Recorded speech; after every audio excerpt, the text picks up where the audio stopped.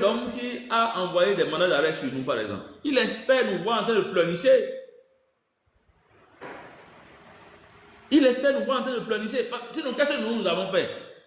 Moi, je ne suis même pas intervenu ce jour-là, à ce sujet, pour qu'on dise que je fais l'apologie.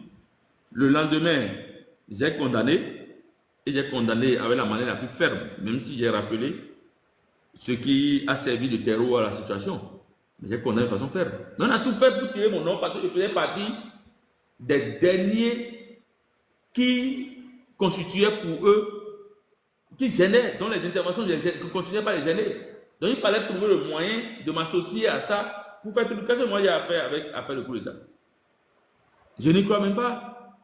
Donc je demande humblement à nos amis, à nos compatriotes qui hier sont trompés, même s'ils ne veulent pas reconnaître, ce n'est pas grave. On peut en reparler. Donc, selon vous, le gouvernement en place a profité de cette crise pour faire un règlement de compte politique. Un règlement de compte, on était trois. On était trois à poser encore problème. Et à nous trois, ils ont trouvé quelque chose dans leur affaire. C'est-à-dire, vous, monsieur Kami Sebaye et monsieur Azanaï. Azanaï, on était trois. Et ils ont trouvé le moyen de nous mettre, bon, le président Azanaï était à leur portée, donc ils ont trouvé le moyen de nous mettre en prison. Comprendre, si vous étiez un militant, devenu leader, je le dis avec responsabilité, le président Yahi Boni n'a jamais été un militant. Vous savez, il y a deux portes d'entrée en politique. Il y a la porte du sacrifice et la porte de la jouissance. La porte du sacrifice et la porte de la jouissance. Vous voulez dire que le président Yahi Boni serait un jouisseur patenté de la politique? Non, le président Yahi Boni, c'est après 11 ans à la Banque ouest-africaine de développement, et avec le fait que le général Kérékou n'a pas voulu présenter un dauphin qui allait à coup sûr faire l'unanimité dans le septentrion, que lui s'est faufilé avec l'aide de son ami Patrice Talon et de certains autres hommes d'affaires qui l'ont aidé à venir au pouvoir. Donc, ce n'est pas qu'il a fait une lutte politique chevronnée. Quand vous prenez les militants, leaders militants devenus présidents, vous allez parler de Abdoulaye Wade, par exemple. Vous allez parler de Laurent Gbagbo, par exemple. Leur approche est différente de l'approche de quelqu'un qui est venu au pouvoir parce qu'il est un intellectuel et les conditions sont réunies pour qu'il vienne au pouvoir. Donc, on vous chasse des présidentielles. Vous n'allez pas au présidentiel parce qu'on a réussi à vous amener dos au mur. Mais du moment où vous n'êtes pas allé au présidentiel, le reste du processus ne devrait plus vous intéresser. Tout est encore possible, tout est encore à notre portée. Ne nous laissons pas distraire par les oiseaux de mauvais augure qui nous font croire que ce n'est plus possible, c'est fini, de rentrer dans les rangs. Il n'y a même pas de rang. Il n'y a pas de rang. Et puis vous allez voir d'ici quelques semaines, amorçons un peu le virage. Vous allez voir d'ici quelques semaines. Maintenant, restons focus sur l'objectif. C'est ce à quoi moi je vous invite.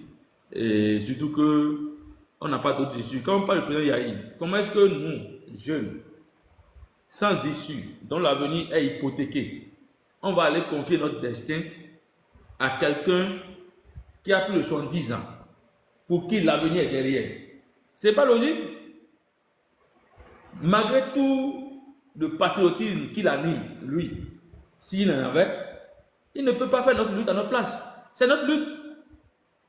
C'est pour ça que je vois certains jeunes qui ne peuvent jamais rien faire d'eux-mêmes et qui doivent toujours avoir un parapluie d'un aîné. Moi, je me pose des questions. Je me pose des questions. Si c'est un jeune lambda, par exemple, qui n'a aucun parcours, je peux comprendre. Mais dis-moi pourquoi? Pourquoi? Mais pourquoi lui ne pense pas avoir la capacité de lui-même? C'est ça qui me chagrine un peu. Mais pour le reste, ceux qui sont prêts à faire la lutte feront la lutte. De toutes les façons, on ne laissera pas les choses dans l'état. Pour que ça se déroule jusqu'en avril, on va dire vote. Après, le peuple reste à la maison. On va aller, quelques autres, les gens vont bourrer les urnes dans la place. Et puis, ils disent, bon, Wada a gagné. Après, on va dire investiture en mai. Ça ne se passera pas comme ça. Nous nous avons fait un live spécial intrigue politique entre nous. Hein? Oui. Et votre nom est sorti plusieurs fois dans ce live-là. Vous dites quoi? Bon, il s'agit de notre frère Thibaut Ogou qui a fait volte-face, qui s'est retourné de l'autre côté de la mouvance. Et son associé, bon, son acolyte et Samuel Anago, qui était avec lui, n'étaient pas d'accord. Donc les deux étaient en froid. On a essayé de les écouter. Et dans ça, votre nom est sorti. Il paraît que Thibaut Ogou a fait votre parti politique et vous l'auriez accusé d'avoir volé des téléphones de Espérance TB, ce qui a fait que les gens l'ont écarté du parti et sali sa réputation. Voilà, donc c'est la partie qui vous a concédé parce que vous étiez, Thibaut serait l'un de vos bras droits et les gens ont tout fait pour l'écarter de vous. Bon, voilà, donc c'était la De partie toute qui vous... façon, est-ce que vous ne pensez pas que on a plus grand Oui, c'est défi important. que ça? On n'a pas plus grand défi que ça là maintenant? Bien sûr. Oui, en fait, bon, l'information selon laquelle il a, il a rejoint la mouvance, est-ce que c'est vrai? Mais il a confirmé. Ah, il a confirmé? Vous n'avez pas vu quand il a sorti les Egungun pour dire non. Bon, de toute façon, il faut dire que chacun est libre de son choix, hein. Ah, Et tous, Thibaut même est là. Attends, Thibaut même est là. tous autant que nous sommes, on a notre degré de résistance. Mais je ne crois pas que après avoir vécu tout ce qu'il a vécu là, qu'il puisse aller se jeter dans la gueule de tout. Vraiment, hein, c'est ça qui nous intrigue, nous tous, parce que pour le combat qu'il a fait, vraiment, moi j'ai du respect pour ce qu'il a fait. Il a beaucoup souffert, beaucoup souffert. Donc, moi, je ne crois pas à ça. Et bon, si c'est le cas, il doit avoir ses raisons. Mais le plus important, c'est qu'il faut que nous on reste focus sur l'objectif, que ceux qui pensent qu'il y a lieu de continuer par lutter, continuent de lutter. De toute façon, la lutte que nous menons, c'est pour le bien de nous tous. Vous savez, il y a aussi le fait que d'autres sont fatigués et pensent qu'il n'y a plus d'issue. Donc, on ne leur fera pas le procès pour ça. Maintenant, quant aux histoires dont que les gens sont venus dire sur votre panel, moi je pense que ce n'est pas des sujets utiles à l'heure actuelle. Mais ça, c'est à Congolais. Vous qui êtes quand même expérimenté en politique, vous êtes quand même un sachant, vous pouvez quand même nous enseigner dans le domaine ici. Vous avez été militant, président du parti politique et tout. Dites-moi, lorsque vous faites partie d'un camp politique et que vous rejoignez le camp adverse, est-ce que c'est normal que pour pouvoir justifier votre appartenance au camp adverse, vous puissiez attaquer votre ancien camp sans recevoir des balles perdues? Bon, de toutes les façons, ce que je vais dire par rapport à ça, c'est que déjà dans le cas d'espèces, s'agissant de notre pays, Oui.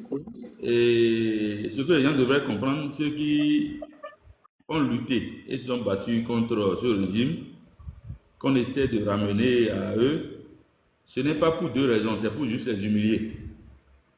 Et l'humiliation commence lorsqu'on commence par vous faire dire le contraire de ce que vous avez dit hier.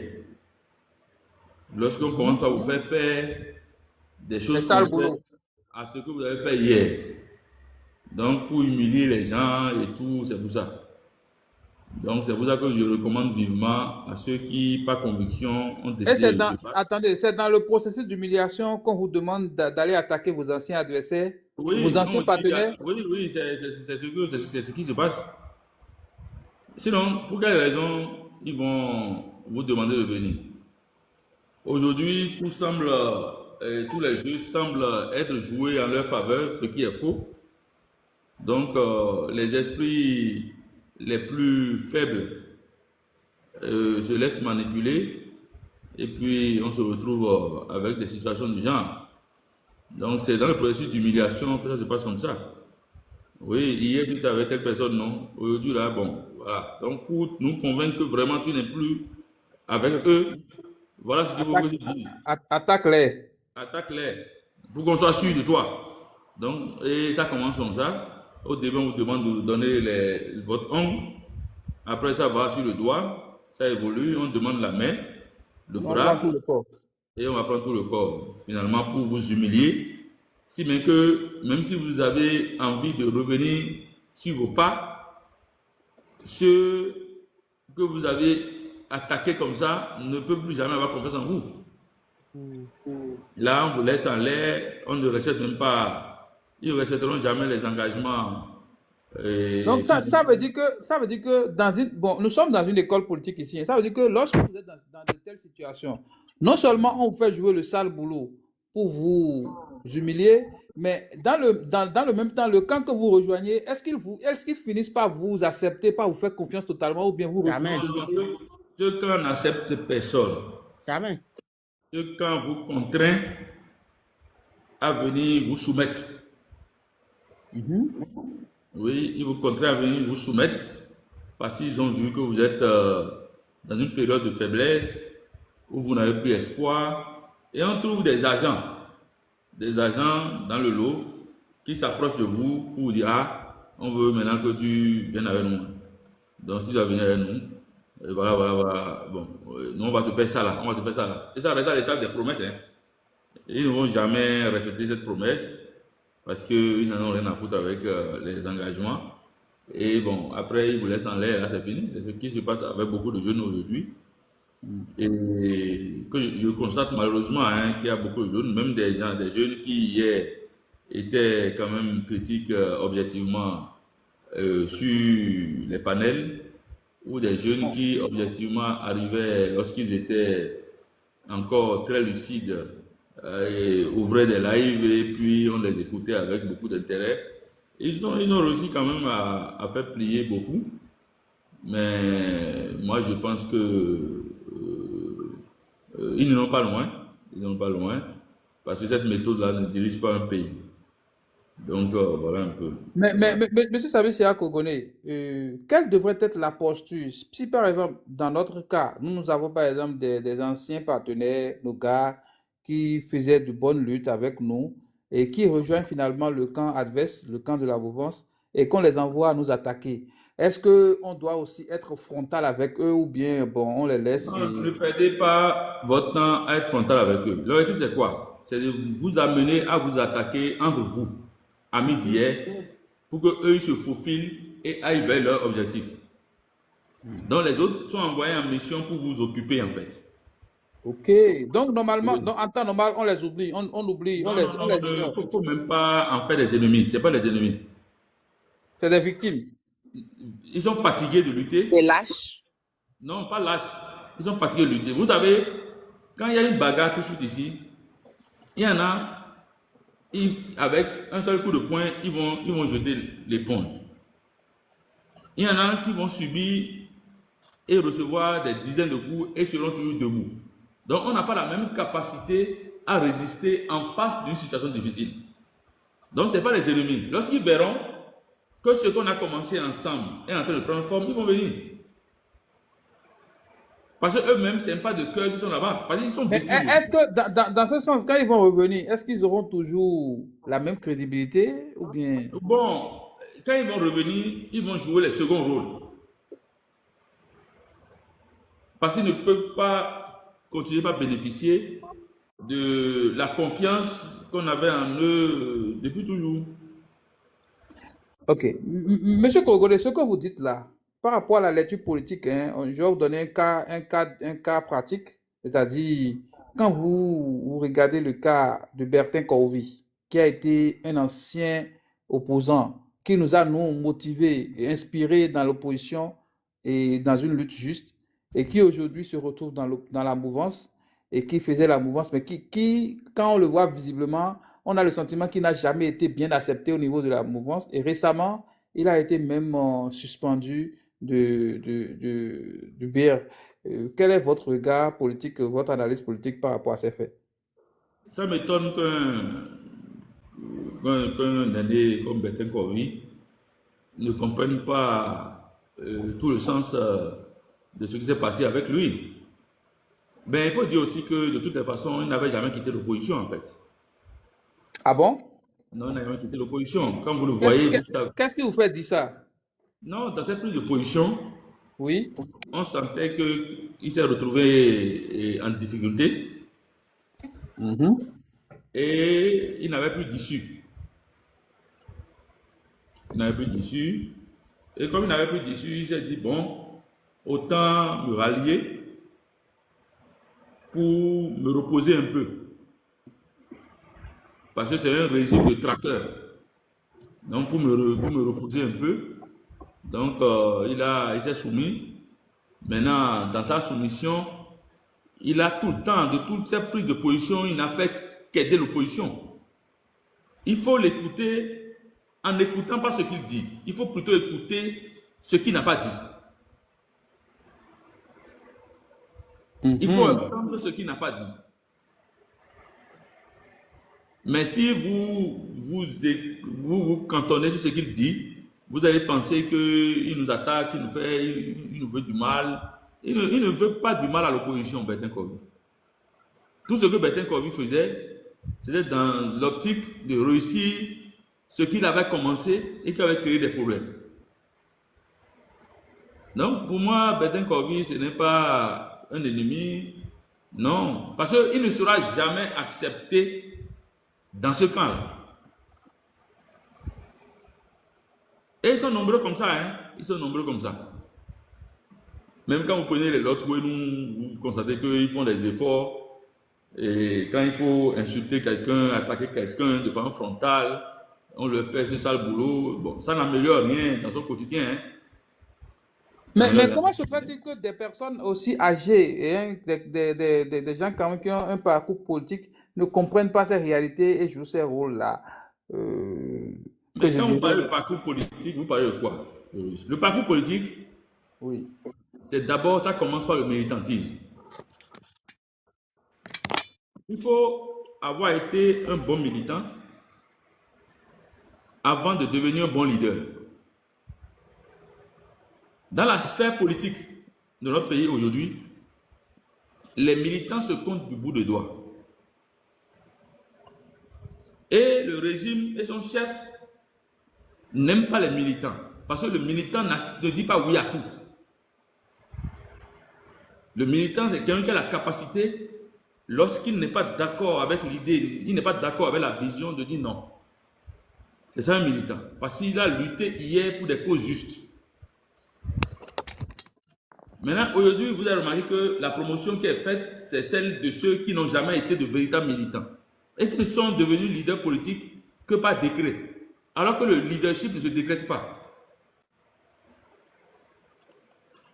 Vous prenez le cas de l'homme qu'on vient d'élire président de l'Assemblée nationale là maintenant. Il n'a aucun parcours militant. Aucun. Dogbenou n'a aucun parcours militant. C'est un intellectuel.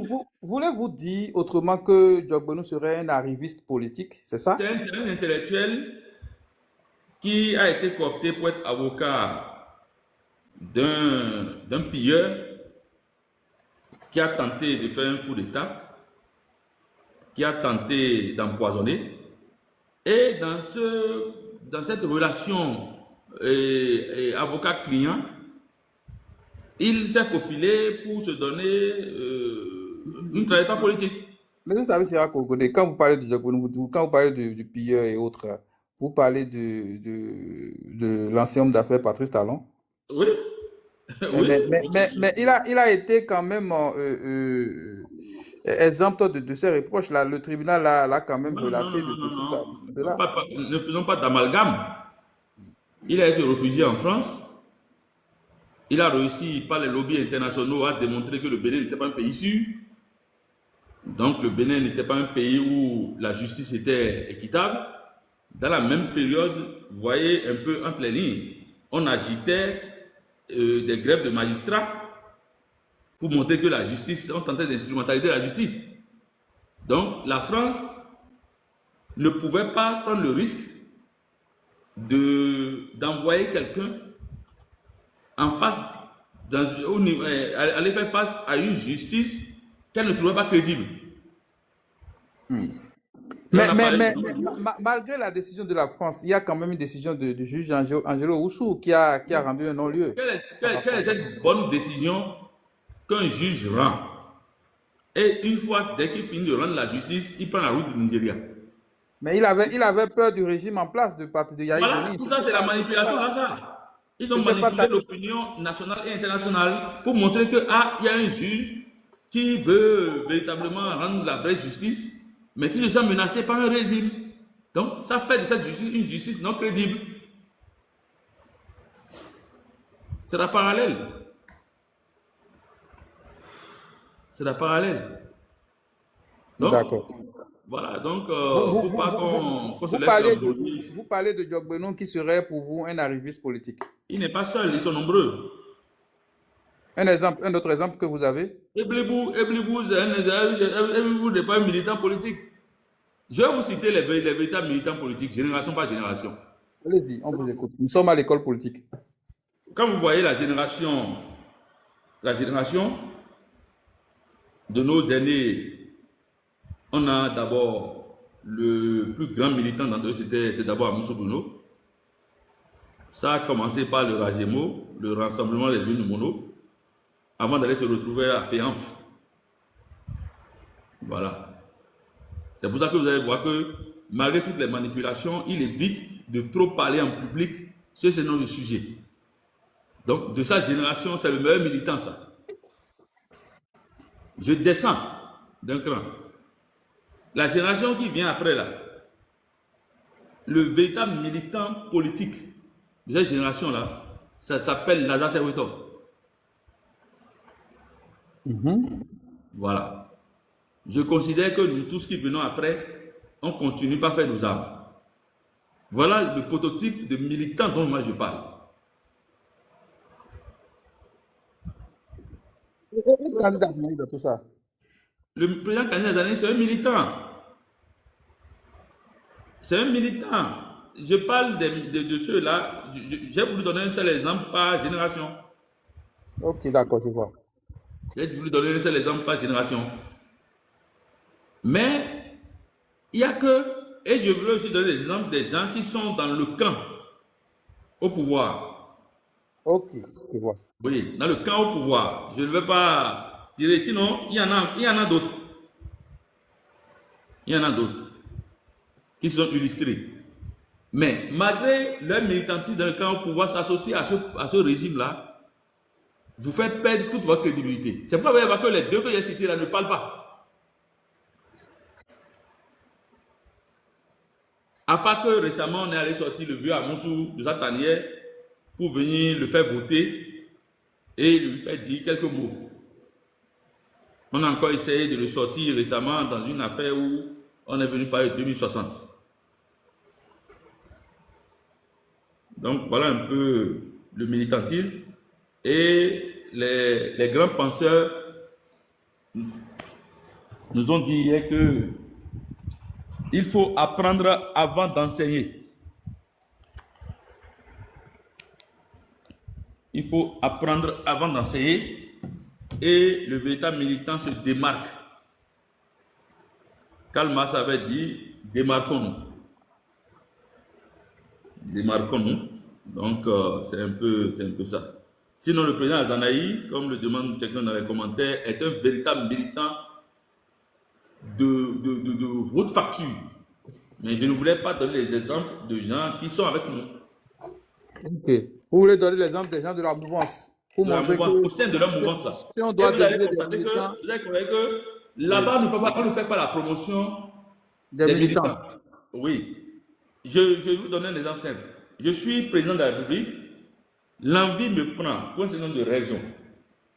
Dès le début de mon mandat, de modifier la constitution, je confie ça à un militant chevronné. Ça veut dire quoi? Je mets en place un duo. Le président Zanaï était toujours avec eux. Le président Zanaï, la Auto, conduisait Massa. Dans la conduite, pourquoi on ne les choisit pas? Eux n'iront pas défendre l'indéfendable. Ils viendront vous voir, vous, président, pour vous dire, écoutez, le peuple ne veut pas ça. ça là, le peuple ne peut pas accepter ça. Tel autre aspect, on préfère qu'on mette ça comme ça. Mais quand la personne n'est pas une personne militante, comme Diop Benoum, lui, c'est le test qu'on lui a remis là. C'est ce test-là qu'il prend en l'état pour aller tenter de faire passer en force. Le militant, lui, ne passe pas en force. Le militant devenu leader ne passe pas en force. Il essaie, avec des approches techniques bien précises, de vous convaincre. D'où la nécessité des débats. Quand vous voyez un militant, par exemple, qui a une position, un militant devenu leader qui a une position fixe sur un sujet, et que le débat est suscité, votre idée là, lorsque votre idée arrive à le convaincre, excusez-moi, il met de côté la sienne pour s'approprier la vôtre et en faire son idée pour avancer. C'est ça le militant devenu leader. Donc, beaucoup trop d'arrivistes dans la sphère politique aujourd'hui, parce que l'homme que nous avons au pouvoir, lui, veut que les bénis, oui, oui. Des gens qui vont lui dire exactement ce qu'il a envie d'entendre, parce qu'il pense qu'il est le plus intelligent, et il pense qu'il est devenu président de la République parce qu'il était le plus rusé, le plus intelligent. Il pense qu'il est devenu le pilleur national parce qu'il est le plus rusé et le plus intelligent. Et il évolue comme ça. À part que la sagesse devrait l'amener à comprendre qu'il est arrivé à son apogée. Et qu'il n'y a plus d'issue pour lui que de se retourner vers le peuple et lui redonner sa souveraineté. Sinon, il n'y a plus d'issue pour lui. Tout ce qu'il est en train de faire comme gymnastique ne peut le conduire qu'à l'abîme. Ça ne l'amènera nulle part. Ça ne l'amènera nulle part. C'est pour ça qu'il trouve le malin plaisir de vouloir imposer un président aux Béninois et quelqu'un qui ne connaît pas notre pays, qui ne connaît pas nos réalités et qui n'est pas militant. Alors que le poste de président de la République, vous pensez que Roméa Douada, il ne connaît pas le Bénin? Il ne connaît rien de nos réalités. Il a quand même été ministre des Finances pendant 10 ans. Pendant 10 ans, il a été le caissier et le comptable de Patrice Talon pendant 10 ans. Son action au ministère de l'économie et des finances a impacté quelle couche de la société de notre pays? Aucune des couches de la société n'est impactée par lui. Moi, à sa place, je n'accepterai jamais, par exemple, venir à la tête du Bénin dans ces conditions-là. Je dis, ah, monsieur le président, si vous voulez me choisir, ça va être un véritable challenge. J'ai des compétences, j'ai des qualités que je veux mettre à la disposition du peuple béninois. Laissez-moi aller au corps à corps et aller challenger pour devenir président de la République. Il ferait ça que peut-être il nous verrait tous derrière lui. Que d'accepter de devenir un président bobo pour un ancien président qui veut continuer, à cause de ses intérêts, à garder tous les leviers en main.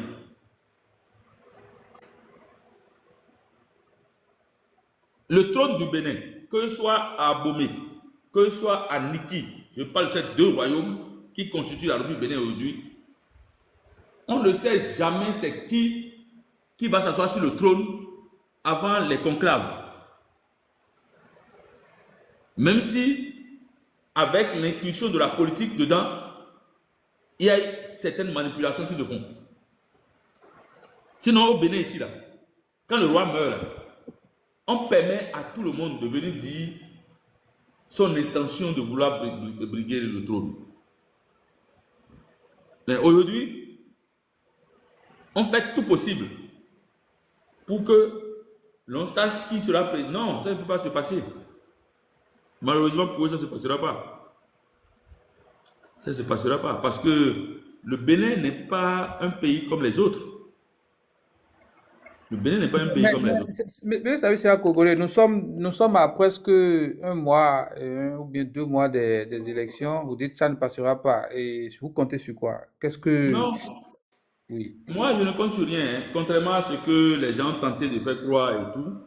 D'abord, je suis quelqu'un, j'ai été paramétré pour lutter contre l'injustice. Je n'aime pas l'injustice, sous toutes ses formes. Autant je combats les coups d'État institutionnels, constitutionnels de Patrice Talon, autant je combats les coups d'État militaires. Donc, je ne suis pas dans cette logique. Et Merci pour la précision.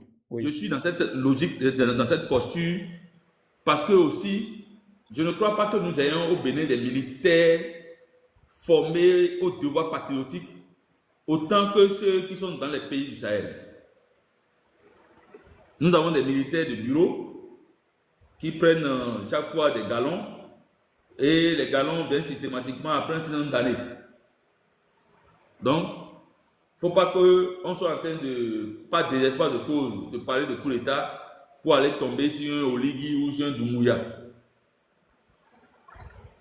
Donc, moi, ma seule approche, c'est celle du peuple.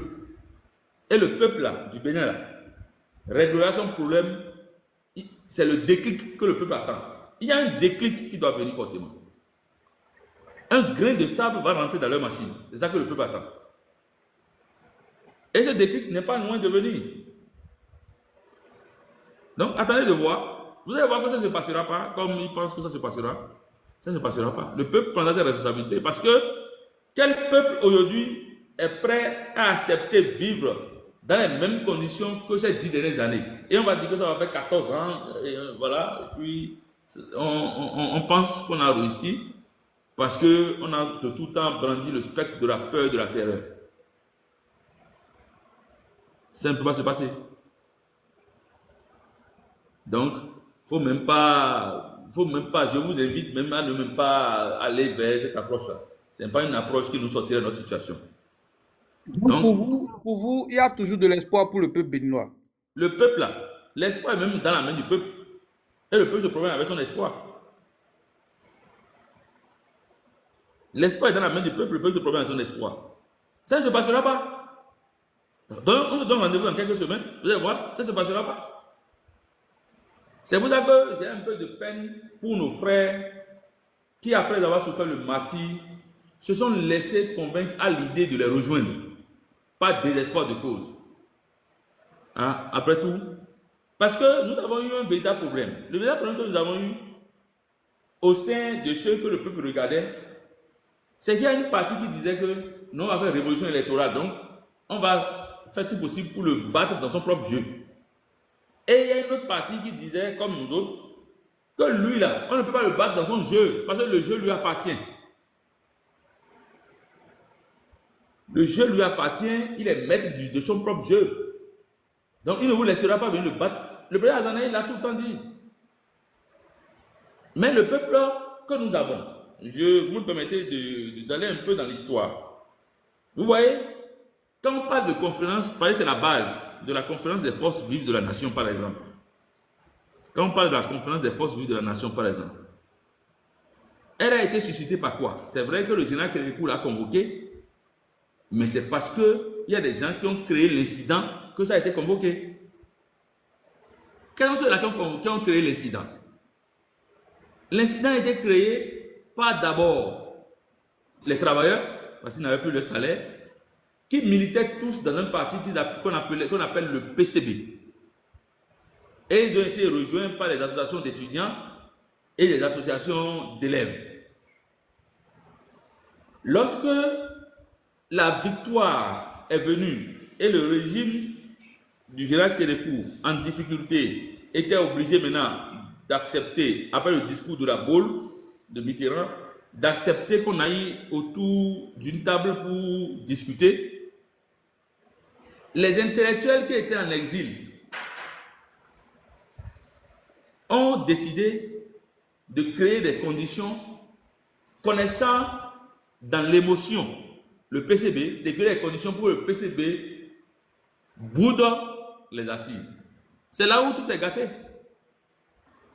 Donc, ceux qui ont lutté ont boudé les assises.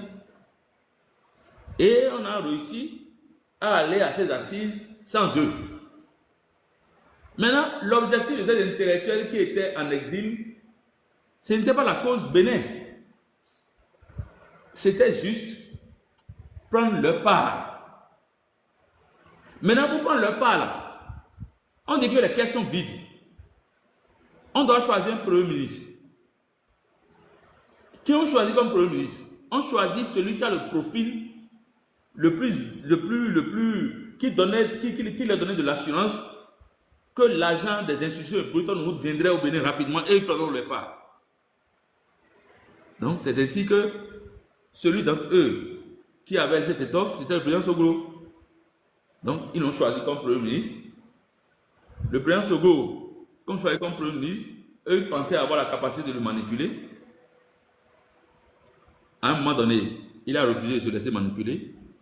Ils l'ont chassé et ils ont fait revenir celui qu'ils ont chassé ensemble, le président Kélékou. Mais cette situation a ouvert la porte à quoi? Cette situation a ouvert la porte à ce que j'appelle les militants électeurs, non pas les militants, les électeurs rémunérés. Ça n'a pas laissé la porte ouverte au militantisme. Reprenez l'expression, les électeurs rémunérés. Les électeurs rémunérés. Oui. Genre les électeurs payés, quoi. Les électeurs qu'on paye, on te paye, le plus offrant te donne de l'argent, tu vas voter pour lui. C'est ce à quoi ça a donné lieu. Et ça a été renforcé par quoi? Par le fait que, pour nous qui sommes allés à l'école nouvelle, on nous enseignait le civisme et la morale, je crois. On a enlevé ça comme par enchantement de notre système éducatif. Nous qui avons fait l'école nouvelle, on nous a appris à travers les coopératives à avoir l'amour pour le bien commun. En quoi faisant? L'amour pour le bien commun, là. On nous amenait les samedis matins et les mercredis soirs à aller nettoyer un jardin alors que vous n'êtes pas sûr de manger un jour une salade de ce jardin-là ou un verger. Même quand on est en train de nettoyer le verger et qu'une mangue est mûre, ça tombe, le premier qui ramasse court pour aller remettre ça au directeur de l'école ou à son maître. Donc ça renforçait chez les enfants que nous étions, ça renforçait l'amour pour le bien commun. Donc on a hérité d'électeurs rémunérés et c'est cette situation qui fait qu'aujourd'hui le régime actuel pense pouvoir s'en sortir. Il se dit, bon, ces électeurs rémunérés, on ne les rémunère plus, on va les rémunérer avec la peur et la terreur. Et on a aujourd'hui la situation que nous avons. Dans ces conditions-là, lorsque vous n'êtes pas unis, vous qui êtes censés être opposés au régime, vous n'êtes pas unis, vous ne parlez pas d'une même voix, où chacun essaie de tirer le drap de son côté, dans des conditions où vous n'avez pas encore tué l'animal et vous partagez. Il y en a déjà qui se partageaient déjà les prébendes d'une hypothétique victoire. Donc, dans ces conditions-là, vous embrouillez le peuple. C'est pourquoi je n'aime pas qu'on accuse le peuple quand j'entends les gens venir dire que le peuple du pays. Parmi les démocrates, ils se partageaient déjà des sièges et des pouvoirs. Déjà. La preuve, ils ont raté. Comment est-ce que vous décidez d'aller aux élections? Vous avez eu 28 députés selon ce qu'on vous a donné.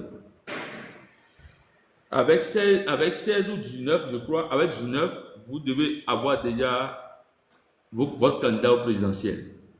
On va modifier la constitution, on fait des faux calculs et on vous amène à avoir juste ce qu'il faut. Mais vous devez déjà comprendre, si vous étiez un militant, devenez leader. Je le dis avec responsabilité, le président Yahi Boni n'a jamais été un militant. Vous savez, il y a deux portes d'entrée en politique. Il y a la porte du sacrifice et la porte de la jouissance.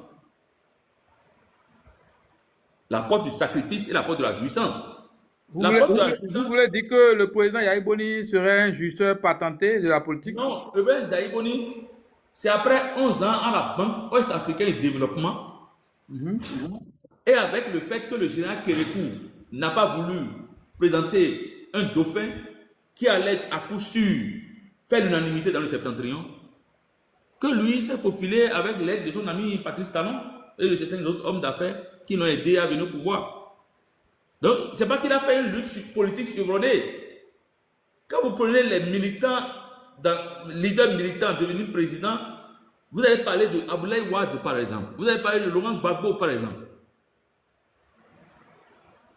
Leur approche est différente de l'approche de quelqu'un qui est venu au pouvoir parce qu'il est un intellectuel et les conditions sont réunies pour qu'il vienne au pouvoir.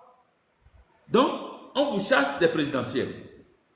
Vous n'allez pas au présidentiel parce qu'on a réussi à vous amener dos au mur. Mais du moment où vous n'êtes pas allé au présidentiel, le reste du processus ne devrait plus vous intéresser. Mais on les a vus aller déposer des dossiers pour les communales. À quelle fin? Ils déposent les dossiers, on empêche qu'ils aillent au communal. Pourquoi les raisons? Parce qu'ils savent que c'est une élection de proximité. Une élection de proximité qui doit être couplée avec les élections législatives.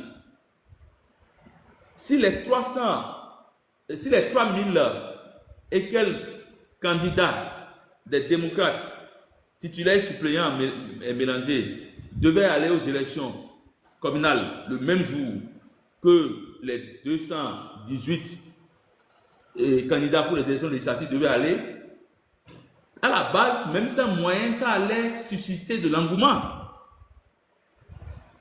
Donc, il fallait couper l'herbe sous le pied. Donc, on a empêché.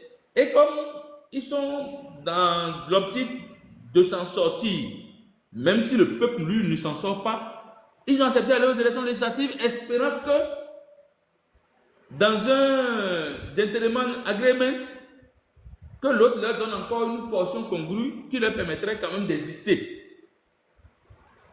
Parce qu'ils ont dit que le monsieur, au moins, à ce niveau-là, comme eux-mêmes, ayant eu 28 députés, n'ont pas pu, de façon fondamentale, empêcher que le gars fasse ses manœuvres avec tripartite, une hôtesse, fasse tout ce qu'il veut.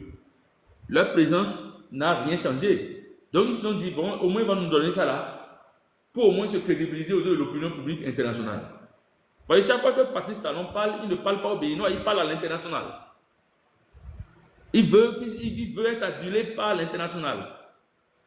Il ne veut rien faire pour que le Béninois puisse le comprendre. Donc, dans ces conditions-là, ils nous ont fait traîner jusqu'à la fin du processus et eux-mêmes, ils sont assis par terre maintenant. Assis par terre maintenant, ils sont tous groggy. Groggy, perte de lucidité, on ne les entend plus. Où se trouve mon frère Nouroudine Sagassare, par exemple? Il était candidat, non? Ils ont disparu maintenant. Pourquoi ils vont disparaître maintenant? Merci. Ça veut dire qu'ils étaient là pour jouir de manière patentée. Eux, ils ont pensé que à tous les coups, on peut se faufiler opportunément pour aller vers la jouissance. Sans travailler réellement avec le peuple. Bon, même conférence de presse là, la dernière fois, on a arrêté Alassane Tigri. Le chargé de communication du parti était où?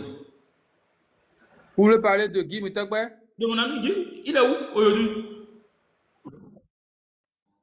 Il est en Côte d'Ivoire. Oui, mais je l'ai surpris à l'extérieur du pays, intervenant avant les législatives. Je l'ai surpris. En Côte d'Ivoire. Mais ils sont où aujourd'hui? Ils sont où aujourd'hui? Ils ne doivent pas disparaître. Encore que lui, Guy Mutekbe a été à la meilleure des écoles, celle du président Zanaï. Donc lui ne doit pas disparaître. Lui n'a pas le droit de se comporter comme un opportuniste. Ou bien il a repris les cours du soir au domicile du président. Bon, ça je n'en sais rien. Vous avez remarqué que moi je n'accuse personne. Je n'accuse personne, mais je dis les choses pour qu'on sache où se trouve. C'est vrai que nos marges de manœuvre ne sont pas trop grandes, mais on en a encore. C'est pour ça que je ne veux pas que vous teniez des discours de découragement. Il y en a qui disent maintenant, bon, d'accord, on va donner un président, en tout cas, on va voir. Non, il ne deviendra pas président. Il ne doit même pas devenir président dans ces conditions-là. Il ne doit pas devenir président dans ces conditions-là. L'accepter, c'est toute notre génération qui aurait fait preuve de lâcheté. Et nos enfants vont nous poser des questions demain. Nos enfants vont nous poser des questions demain.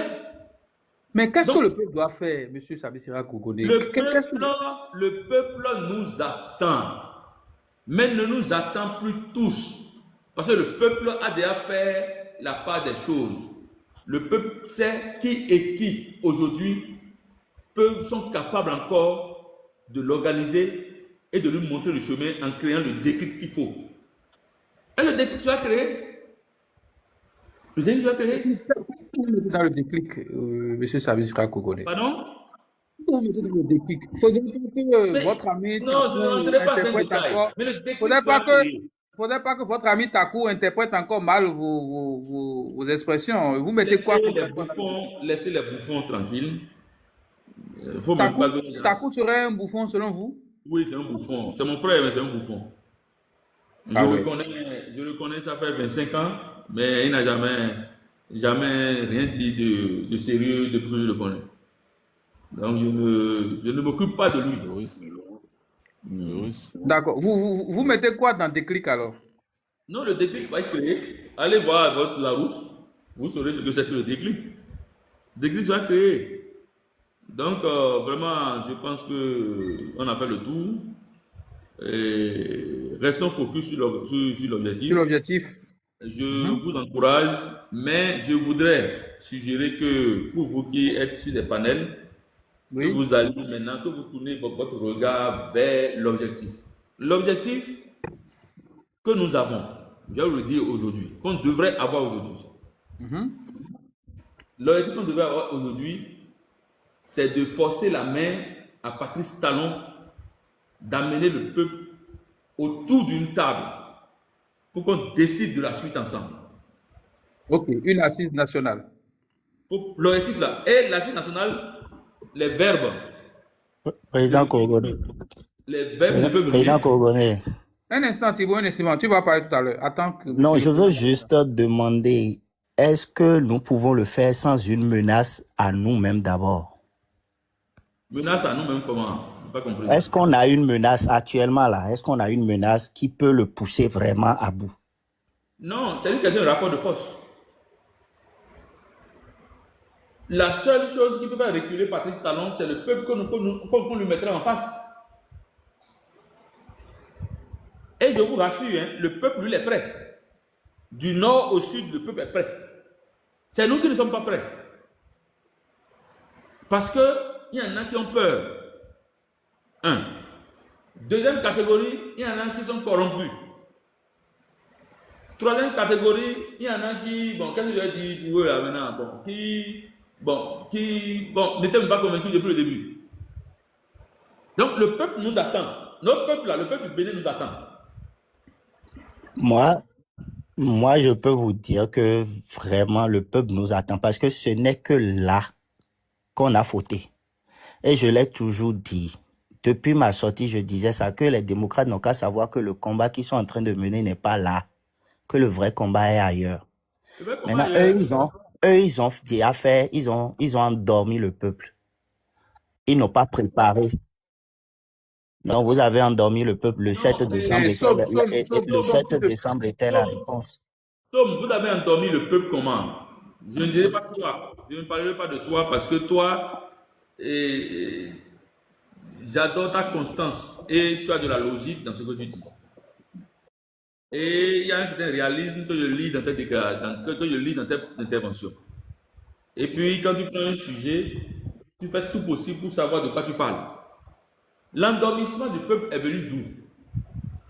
On a un ancien président qui est le prédécesseur de celui qui maltraite le peuple. Donc, sur papier, comme on dit, match, un joueur a dit match Brésil-Bénin. Sur papier, personne ne peut aller pronostiquer sur le Bénin. Ou bien. Donc, le président Yahi était celui-là, au vu de ce qu'il a été hier, de ce qu'il est aujourd'hui, autour duquel le peuple pensait pouvoir faire bloc pour mettre fin à la dictature que nous vivons. Bon. Maintenant, le président Yahi, lui, n'est pas prêt à assumer un certain nombre de responsabilités. Il était prêt avant les 53 jours qu'il a fait dans sa maison. Mais après les 53 jours, qu'est-ce qui s'est passé? On a vu, paix à son âme, l'ancien roi Tchaourou, des gens qui ont fait de la médiation pour qu'il puisse sortir et aller se faire soigner, on nous a dit. Donc, après ça, le président Yahi n'est plus prêt à aller dans un bras de fer. Si le président Yahi était prêt à aller dans un bras de fer, nous tous, on se serait mobilisés autour de lui. Mais, c'est son tempérament. Il a fait tout possible. Il s'est dit peut-être qu'en mettant Dieu devant... C'est un homme de paix, c'est un pasteur. Oui, voilà, Dieu va parler dans le cœur de Talon. Mais Talon, lui, connaît Dieu, il vous a dit. Il ne connaît pas Dieu. On lui a donné la Bible, il a dit ça quelque part, il s'en fout. Donc, lui, il a voulu gérer ça comme ça. Alors que cette méthode-là ne marche pas avec tout le monde. Donc, ça, dans cette posture-là, des gens comme nous autres, on ne s'est pas approché d'eux. Je sais que j'ai échangé plusieurs fois en inbox avec Somme qui me tentait de me convaincre de faire. Non, je n'ai rien contre lui, bien au contraire. On a le même problème. Même si le mien est plus grand que le sien. Parce que lui, qu'on le veuille ou pas, son patronyme voyage à travers les frontières. Ses enfants n'auront pas les mêmes problèmes que moi. Donc, c'est pour vous dire que l'endormissement dont Thibaut parle, c'est ce qui s'est passé. En faisant croire que vous avez la capacité de conduire le peuple à la victoire en jouant sur le terrain du Pakistan. C'est tout le problème. C'est tout le problème. Mais ce n'est pas pour ça qu'aujourd'hui, on va vous jeter la pierre. Mais la vérité, elle est amère, mais il faut dire la vérité. Maintenant, ce que moi je souhaite, ce n'est pas le moment pour ceux-là qui se sont trompés hier. Non, ce n'est pas le moment pour nous qui avions averti d'être en train de faire le procès de ceux qui se sont trompés hier. Et ce n'est pas non plus le moment pour ceux qui se sont trompés hier d'aller se recroqueviller quelque part. Ils doivent venir pour qu'on fasse le truc ensemble. Ils doivent donc avoir l'humilité de reconnaître qu'ils étaient en erreur. Ils étaient en erreur et ils viennent. Président Korogoné, est-ce que... Président Korogoné, je dis souvent quelque chose. Laissez le président finir d'abord, s'il vous plaît. Cette dernière phrase. Et il y a une seule qualité qui doit se retrouver chez celui qui veut lutter. C'est le courage et la détermination. C'est le courage et la détermination. Ce n'est pas une lutte de poltron. Ce n'est pas une lutte de poltron. C'est-à-dire que, par exemple, quand vous voyez l'homme qui a envoyé des mandats d'arrêt chez nous, par exemple, il espère nous voir en train de pleurnicher. Il espère nous voir en train de pleurnicher. Sinon, qu'est-ce que nous avons fait? Moi, je ne suis même pas intervenu ce jour-là, à ce sujet, pour qu'on dise que je fais l'apologie. Le lendemain, j'ai condamné, et j'ai condamné avec la manière la plus ferme, même si j'ai rappelé ce qui a servi de terreau à la situation. Mais j'ai condamné de façon ferme. Mais on a tout fait pour tirer mon nom parce que je faisais partie des derniers qui constituaient pour eux, qui gênaient, dont les interventions ne continuaient pas à les gêner. Donc il fallait trouver le moyen de m'associer à ça pour faire tout le cas. C'est moi qui ai fait le coup d'État. Je n'y crois même pas. Donc je demande humblement à nos amis, à nos compatriotes, qui hier sont trompés, même s'ils ne veulent pas reconnaître, ce n'est pas grave. On peut en reparler. Donc, selon vous, le gouvernement en place a profité de cette crise pour faire un règlement de compte politique. Un règlement de compte, on était trois. On était trois à poser encore problème. Et à nous trois, ils ont trouvé quelque chose dans leur affaire. C'est-à-dire, vous, Le président monsieur Azanaï, Kami Seba et monsieur Azanaï. Azanaï, on des trois. Et ils ont trouvé le moyen de nous mettre. Bon, le président Azanaï était à leur portée, donc ils ont trouvé le moyen de nous mettre en prison. Et quand M. Seba a reçu son mandat d'arrêt, comme un chapeau rouge, il a reçu le mien, c'est tout. Vous avez entendu la réponse du porte-parole récemment quand je lui ai posé cette question? Non, russe. Oui. Russe. Quand on parle de choses sérieuses, Vous pensez que le porte-parole n'est pas sérieux? non, non, C'est quand non. même porte-parole du gouvernement. Moi, je ne veux pas parler. Lui, il me connaît, je le connais. Il me connaît, je le connais. C'est-à-dire? On se connaît très bien. Très, très bien. On se connaît très bien. Donc, il sait qu'il est dans la comédie. Et puis, bien articuler les mots sans raisonner, pour moi, ce n'est pas utile. Si c'est articuler les mots, les aligner, sans cohérence, sans raisonnement, ce n'est pas utile. C'est ce que lui fait. Il ne raisonne pas. Il articule les mots. Pour vous, le porte-parole fait simplement des emphases sans un contenu concret. Sans rien dire. Sans rien dire. Donc, parlons de choses qui peuvent nous faire avancer. Maintenant, Président, est-ce que la conviction là, est-ce que ça exclut une stratégie? Mais ce n'est même pas d'abord tout part de la stratégie. Sans stratégie, on ne peut rien. Il faut avoir une stratégie. Mais la difficulté se trouve dans le fait qu'on n'a pas de stratégie commune. Parce que fondamentalement, on était opposés. D'un côté, ceux qui disaient qu'il faut aller dans le processus électoral, de l'autre, ceux qui disaient qu'on ne doit pas y aller. Par quelle alchimie on pouvait trouver un point d'achoppement? Il n'y avait pas d'alchimie pour ça. Maintenant que tout le monde est par terre, malheureusement, le temps n'est plus. S'il y a un an, on avait réussi à arrondir les bords. Il y a un an que le président Azanaï, le président Yahi et certains autres responsables à un certain niveau réussissaient, nous qui sommes plus jeunes qu'eux, on les renforçait, on n'en serait pas là aujourd'hui. Mais nous on dénonçait, on était en train de tirer sur le... Et à un moment donné, il y en a qui ont laissé le président Talon et son régime de dictature pour se retourner vers ceux qui tiraient sur la tournée d'Anna comme si on avait un problème personnel avec eux. Et il y en a même qui sont allés dire que nous sommes jaloux d'eux. Non, on va être jaloux de quoi? Nous tous on est victimes. On va être jaloux entre victimes, on va être jaloux de vous. Non, pourquoi? Donc, moi je pense que le moment même n'est même pas au bilan encore. Ce que nous allons faire, que chacun se revoie et qu'on pense à l'objectif. L'objectif là, c'est de faire en sorte que le peuple sorte. Donc, chacun, ce qui le concerne, dans son quartier, dans sa maison d'abord, doit commencer par parler au sien. Donc, on a parlé aussi à Michelangelo Moya. Et parmi les 10 personnes à qui tu parles dans ta maison, il y en a 7 qui vont dire ah, il y a 3 qui vont te dire non, non, non, mais c'est Jodo moi.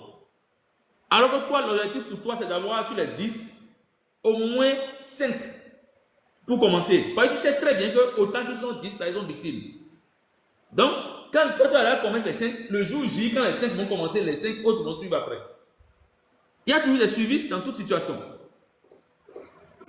Donc, tout commence déjà, chacun en ce qui nous concerne, dans notre environnement immédiat.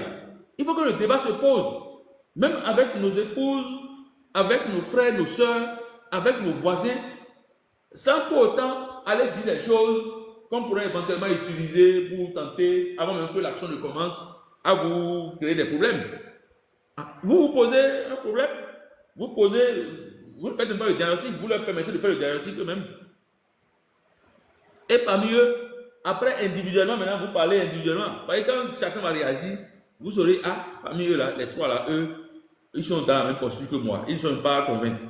C'est avec eux on parle d'abord. Et eux, compte tenu de l'affinité qu'ils ont avec les autres, vont commencer à parler aussi un peu. Et vous allez voir que le déclic se fera.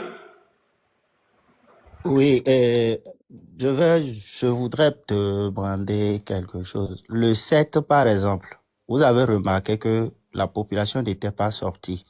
Là maintenant, pourquoi chaque fois, on va chaque fois se pencher et dire le peuple, le peuple, le Mais la peuple. population ne pourrait pas sortir pour, pour une affaire Non, c'est pas à toi que j'ai posé la question, justement. Oui, mais tu Oui, ne, ce n'est pas C'est ce pas à n'est pas toi. Tu ne sais pas pourquoi j'ai posé cette Attends, question. Le peuple, parce que c'est lui qui a le dernier mot. C'est lui qui est ça. souverain. Voilà. Voilà que Deuxièmement, ce le peuple qui a siècle le là, dernier mot n'était pas le sorti. siècle là, le peuple, lui, ne veut pas faire coup d'État. Voilà, le peuple Non, n'est pas mais pour un coup d'État.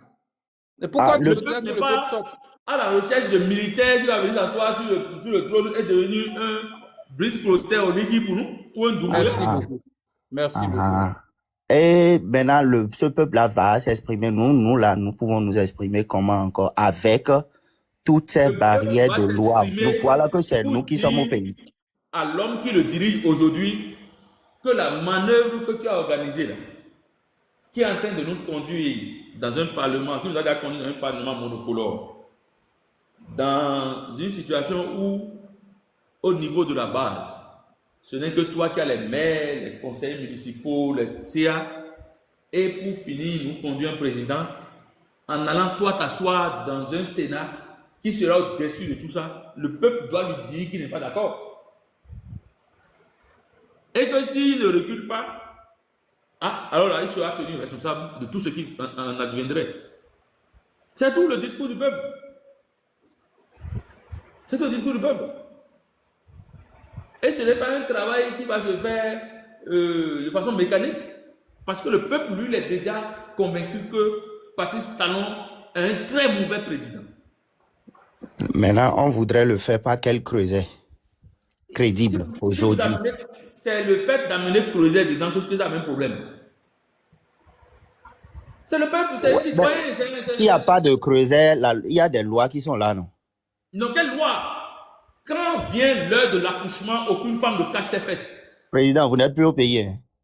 Non, laisse ça. Quand tu parles de je ne suis pas au pays, je ne suis pas au pays, j'ai dit que je suis où? J'ai dit que je suis où? Le jour de l'accouchement, aucune femme ne cache ses fesses. Je ne suis plus à leur portée, mais je ne suis pas en train de fuir. L'homme qui fuit ne parle pas. Je suis en train de fuir. Je ne suis pas à leur portée. Je suis à l'abri. Parce qu'à leur portée, ils me feront ce qu'ils ont fait au président Zanaï. Allez me déposer en prison. Je servirai à quoi? J'ai déjà fait la prison.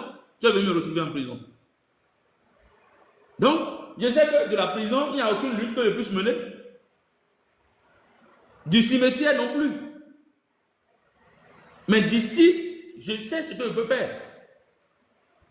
Et le moment venu, nous tous on se retrouverons au pays. C'est notre pays. On n'en a pas deux.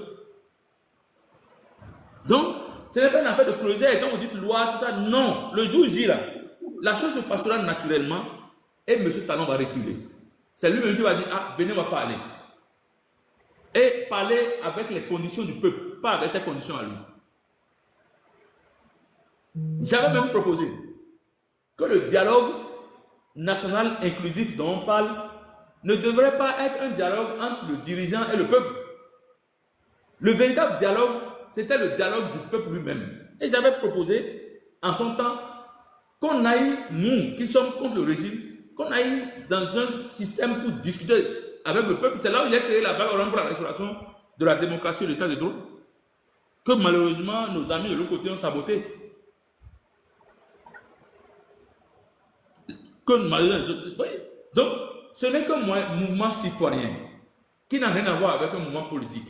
Parce que ramener le débat au niveau des politiques, le peuple ne se sentira pas concerné. Il faut que ce soit un mouvement citoyen et que le peuple ait la certitude que la lutte là est en train de se faire pour lui-même.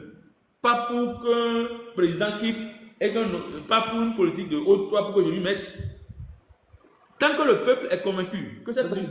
C'est-à-dire une assise où on met toutes les cartes à plat et puis le peuple sera libre maintenant de choisir qui vraiment, véritablement il veut. Pas une assise qui va profiter à quelqu'un particulièrement. Et ce ne sera même pas une assise pour aller faire le procès de deux quinquennats de Patrice Talon. Patrice Talon, ok. Non, c'est pas encore le moment, c'est pas le moment. Jean, vous proposez une assise qui nous ramène dans un état de droit. Et voilà, tout le monde peut participer maintenant au jeu électoral. Nous avons le peuple comme seul maître du jeu. Si le peuple veut choisir un singe, qu'on lui permet de choisir son singe. Si le peuple veut choisir un crapaud, qu'on lui choisisse son crapaud. Le peuple est libre de choisir qui il veut. Aucun dirigeant n'a le droit de se substituer au peuple en utilisant et en manipulant des tests chrysogènes pour y parvenir. C'est tout. Vous ne croyez pas au talon phare qu'ils ont consulté la dernière fois où on disait que le... Non. viendra Le père Talon a le vrai résultat de son phare. Donc, il y a le phare public et puis il y a le phare privé. Le phare public et le phare privé. Le phare privé lui a dit la vérité. Ah oui? Oui, il connaît la vérité lui-même. Ah. Mais c'est le phare public là, pour distraire là, qu'on amène les hasards pour venir vers ça. Sinon, le vrai phare là, lui, il a le résultat de lui. Motion. Oui, sauf tu voulais dire quoi?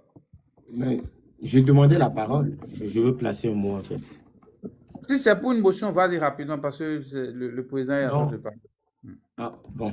Parce que, en fait, je voudrais revenir sur 2-3 petits trucs qui sont des récriminations qu'ils ont eues contre mon parti politique, les démocrates. Non, ce n'est pas le moment de faire ce débat, s'il te plaît. Ah, mais ça a quand même été le moment pour vous de nous faire des reproches. Je ne suis pas venu sur le sujet pour qu'on en fasse un débat. Parce que c'est ce qu'on fait. Je vous explique. Ça a quand même été... Mais vous nous aviez... Et il ne faut pas m'écouter pour chercher à avoir raison. Non, je ne cherche pas à avoir raison, mais j'aimerais quand même placer si tu m'écoutes pour chercher à avoir raison et à me répondre, c'est ça qui fait que nous piétinons. Non, je ne cherche pas à vous répondre, mais je voudrais juste placer 2 petits mots par rapport à ce que vous aviez dit. Peut-être que je vais apporter de l'eau à votre moulin, qui sait. Donc, allez-y. Très bien. En fait, je vais dire quelque chose. Le russe, je vais te dire quelque chose aujourd'hui. Et parce que le russe, ce soir, il m'a montré qu'il est vraiment bon en journalisme. En fait, j'ai l'impression que tout le monde observe la chose et puis personne ne prend la chose du bon bout. C'est-à-dire que tout le monde accuse les démocrates alors que nous-mêmes, nous sommes des victimes. Le problème des démocrates, c'est Yahi. C'est personne d'autre, c'est Yahi.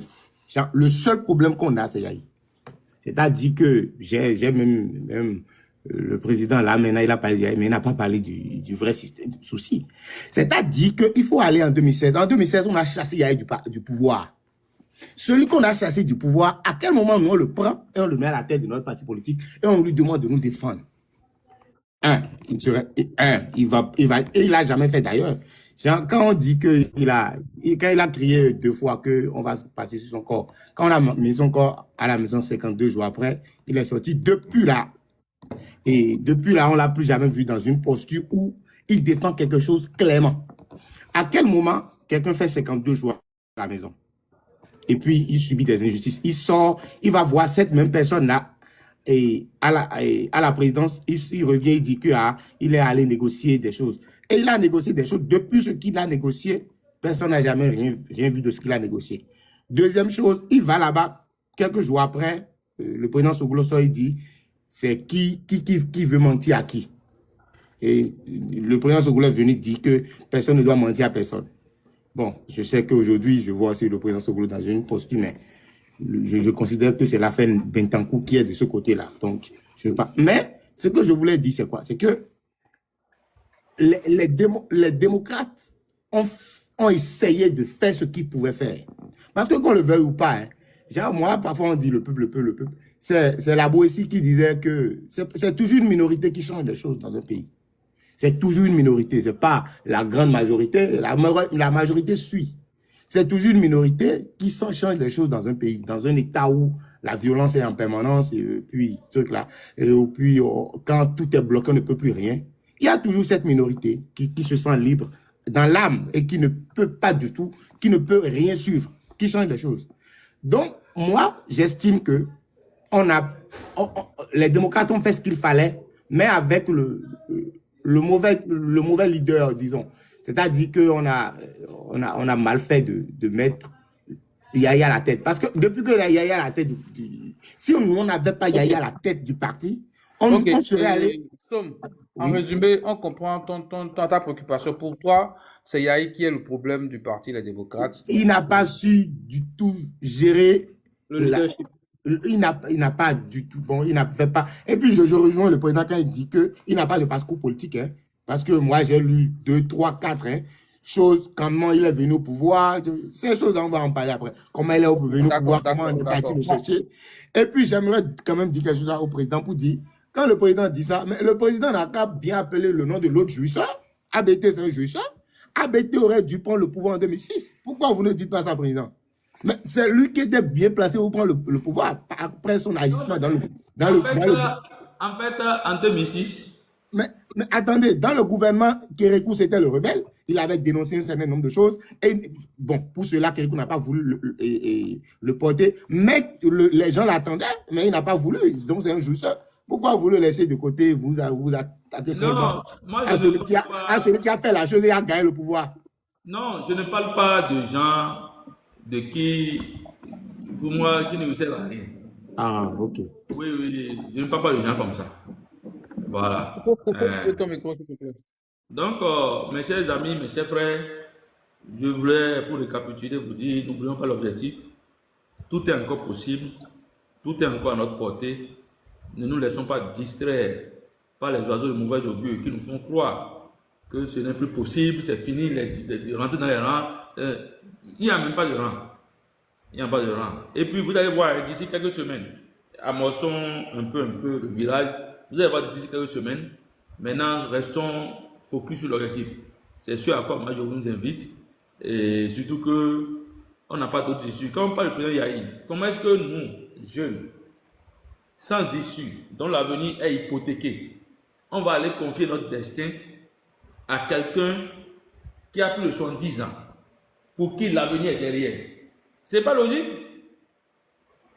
Malgré tout le patriotisme qu'il anime, lui, s'il en avait, il ne peut pas faire notre lutte à notre place. C'est notre lutte. C'est pour ça que je vois certains jeunes qui ne peuvent jamais rien faire d'eux-mêmes et qui doivent toujours avoir un parapluie d'un aîné. Je me pose des questions. Je me pose des questions.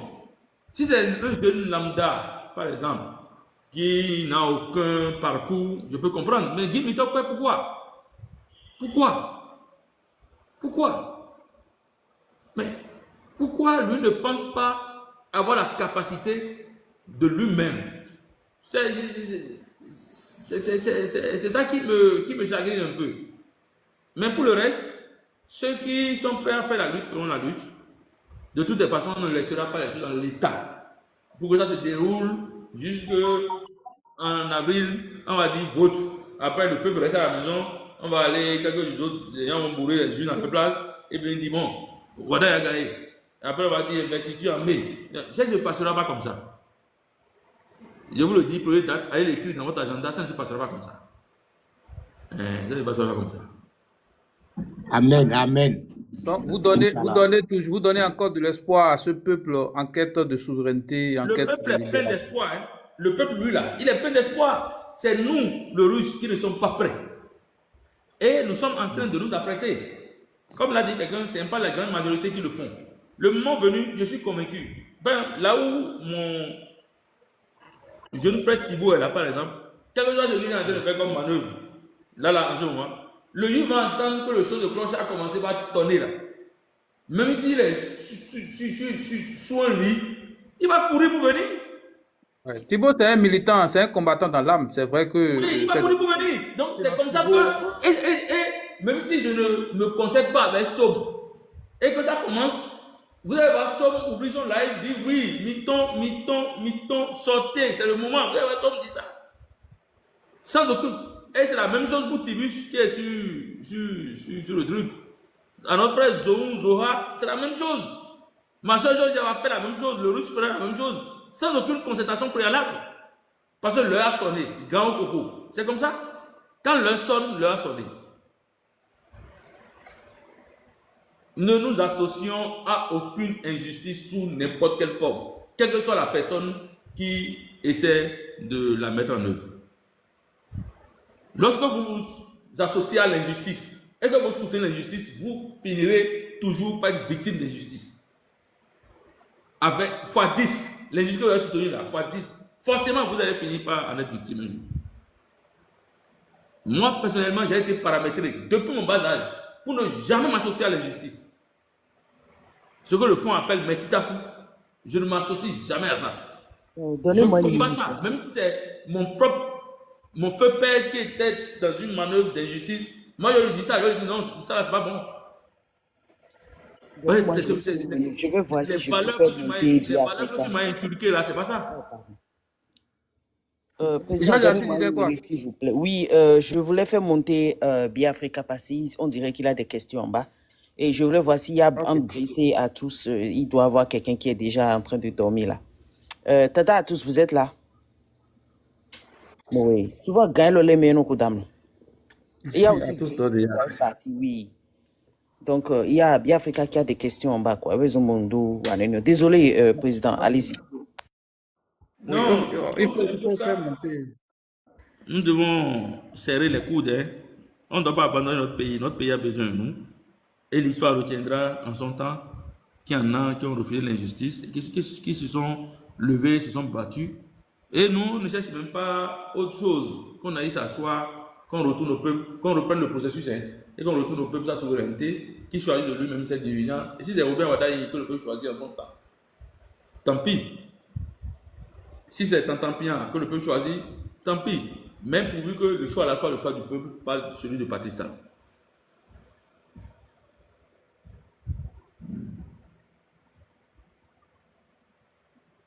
Georgia, tu n'as pas fait monter Biafrica. Tu es modo. Je lui ai envoyé l'invitation, mais il rejette. Je crois qu'il doit être au travail. Ok, c'est pour moi qu'il est occupé. Ok. Il avait des questions en bas et tout ça. Il n'est pas pour l'assise. Il pense que, voilà, l'assise avec Patrice Talon, quelqu'un qui a fait autant de victimes, que c'est pas la peine, ce serait injuste. C'est ce qu'il écrit en bas et j'aurais voulu qu'il monte pour nous expliquer un peu. Parce que je suis un peu de cet avis aussi. Je pense qu'avec Patrice Talon, Non, une ma assise, soeur, c'est pas la peine. ma soeur Georgia, Oui. sur cet aspect de la chose, on peut en discuter en off. Si vous voulez, demain, vous créez une conférence à 3 avec lui et on en discute en off. Oh, ok. Je crois que dès qu'on va en discuter en off, vous allez comprendre. Tout est une question de stratégie. Il faut toujours savoir là où vous allez. C'est mieux de le faire en off que de le dire devant certains qui jouent les traîtres. Voilà, un pied là-bas, un pied ici, tout le temps là. C'est même mieux comme ça. Mais pour l'heure, voilà l'objectif du peuple. Voilà le discours à tenir avec le peuple. Pour qu'il s'associe à notre démarche en venant dans la rue avec nous. Le moment venu là, quand ça va commencer, la suite ne nous appartient. Le peuple prendra ses responsabilités et ira arracher sa souveraineté telle qu'il l'entend. Mais je reviens encore à ce mot que le russe dont le russe n'a pas la définition. Il est d'ailleurs dans son Larousse. En revenant encore au déclic, il faut créer le déclic.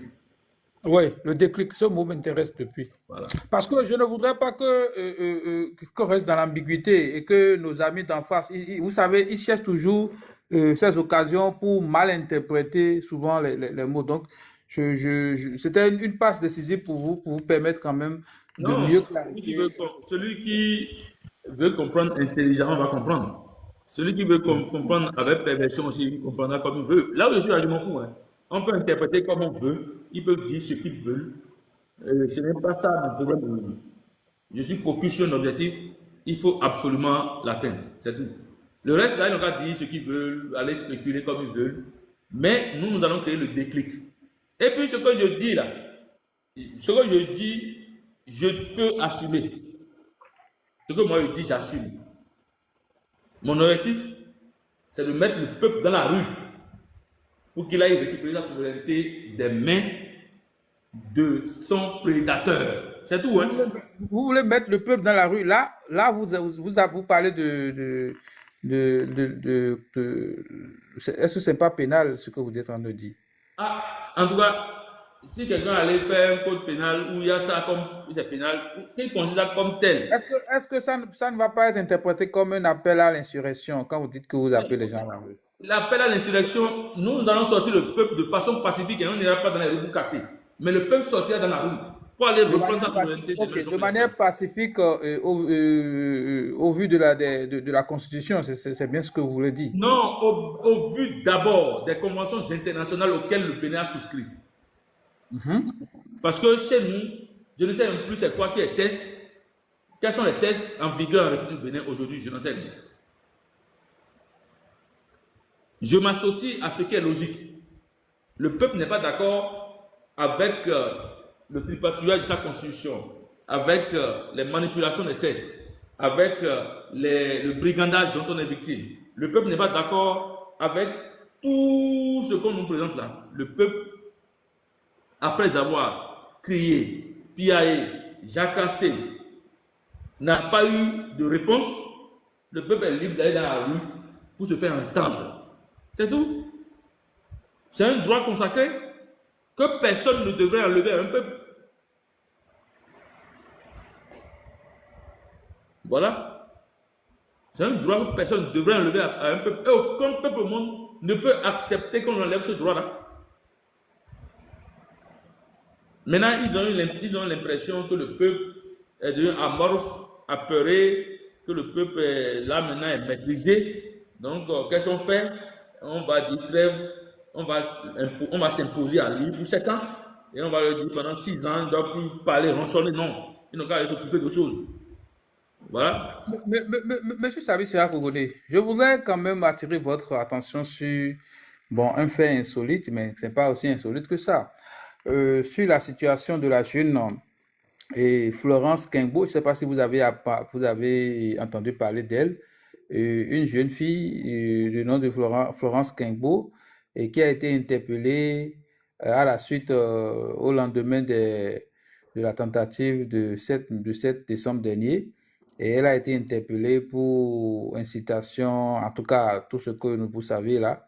Et elle a eu quand même, le jour de son procès, a réfuté la folie qu'on lui impute et a dit clairement que ce qu'elle dit, qu'elle le pense. Elle a même défié les magistrats. Je ne sais pas si vous l'avez suivi, mais dans le même temps, pour nous, les analystes politiques, nous voyons, quand nous regardons dans le rétroviseur et nous voyons, nous écoutons tout ce que la dame parfaite de Guanamé a eu à dire dans le passé par rapport au président de la République. Elle a même défié le président de la République. Elle a même parlé de Mélomé Clément. Elle a dit beaucoup de choses.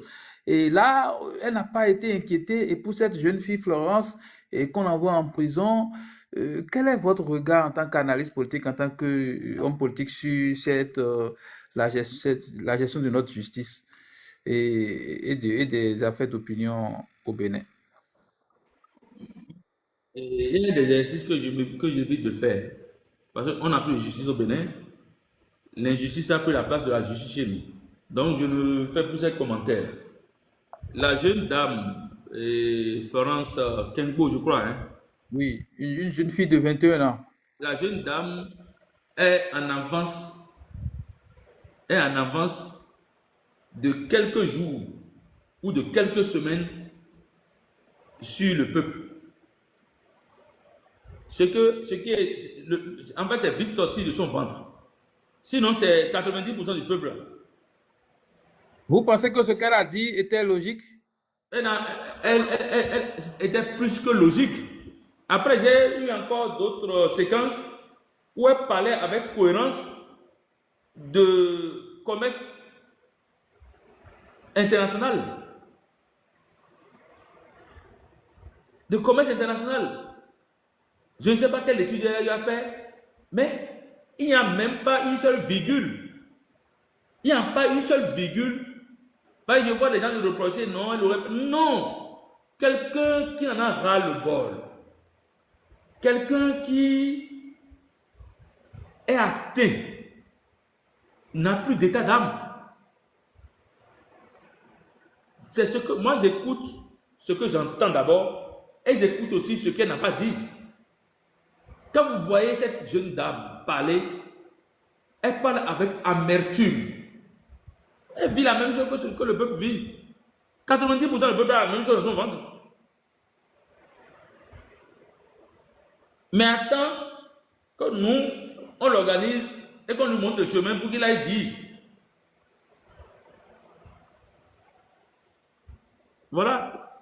Donc maintenant, bon, quand vous parlez de... Vous avez parlé de l'autre dame, là, non? Le parfait Banamé. La parfaite de Qui a Colorado. qui a eu quand même les mêmes propos, hein, et presque le même. Il faut laisser les gens gérer leurs problèmes en famille là-bas. C'est une famille, selon vous, avec le président Talon et parfait. Oui, c'est les autres le même plumage. C'est-à-dire quoi? Ils appartiennent à quel genre de famille, selon vous? Non, une famille, la famille du prédateur, elle change de version à chaque étape.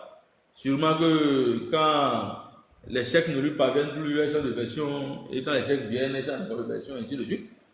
Donc, moi, je ne veux pas intervenir quand il s'agit de ces gens-là. Elle va intervenir. Ces gens-là. D'accord. Ok. Bon, les amis, je ne sais pas si d'autres personnes ont quelque chose à dire, sinon nous sommes presque à la fin de ce live, hein, et on dit merci, un grand merci au président Savisera Congolais pour quand même cette leçon de politique. Est-ce qu'il y a une actualité politique qu'on n'a pas abordée avec le président de Savisera Congolais? Il a déjà parlé de Joseph Diabono au Parlement comme président de l'Assemblée nationale. On a fait le tour de l'actualité politique. Est-ce que dans les commentaires, il y a quelque chose qu'on a oublié d'aborder avec le président Savisera Congolais? Si oui, écrivez dans les commentaires. Moi, j'ai une question. Oui, vas-y. Mais quand il dit que, tout à l'heure, il a cité Amoussou, il a cité Seruitor. Bon, moi, j'ai mon avis sur Amoussou, que je ne vais pas forcément mettre ici tout à l'heure. Mais tous ceux-là sont en train de sont des soutiens du pouvoir. On les a vus à l'œuvre, on les a vus à l'Assemblée. Récemment, on a rendu hommage à Amoussou et il disait que Vlavono a été président de l'Assemblée sous Talon, qui est un réformateur, il faisait l'éloge. Mais parce que si vous dites que c'est des gens de parcours, c'est des gens ayant des convictions, est-ce que la conviction peut s'estomper avec l'âge, avec le temps à un moment donné?